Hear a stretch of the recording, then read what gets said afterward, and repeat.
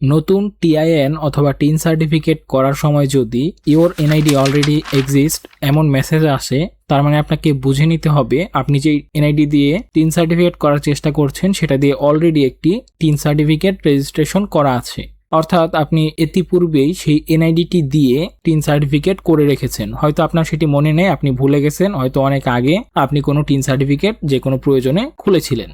এখন এমন সমস্যা অনেকেই পড়েন, সেক্ষেত্রে আপনারা গুগলে চলে যাবেন এবং এখানে সার্চ করবেন ইটিন লিখে। ইটিন লেখার পর প্রথম যে ওয়েবসাইটটি আসবে secure.incometax.gov.bd, আপনারা এই ওয়েবসাইটে প্রবেশ করে নেবেন এবং এখান থেকে আপনাদের অ্যাকাউন্টে লগ ইন হয়ে নিতে হবে। এই ক্ষেত্রে আপনারা যেই অ্যাকাউন্ট ক্রিয়েট করে টিন সার্টিফিকেট রেজিস্ট্রেশন করেছিলেন সেই অ্যাকাউন্টে লগ ইন হয়ে নিতে হবে।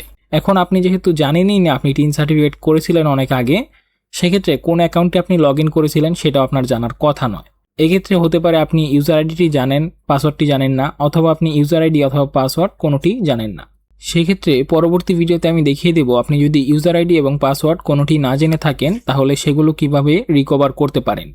আর যদি ইউজার আইডি পাসওয়ার্ড জানেন সেক্ষেত্রে আপনারা অ্যাকাউন্টে প্রবেশ করে নেবেন এবং এখান থেকে ভিউ টিন সার্টিফিকেট এখানে চলে গেলেই কিন্তু আপনারা আপনাদের টিন সার্টিফিকেটটি দেখতে পারবেন এবং সেটাকে পুনরায় ডাউনলোড করে নিতে পারবেন।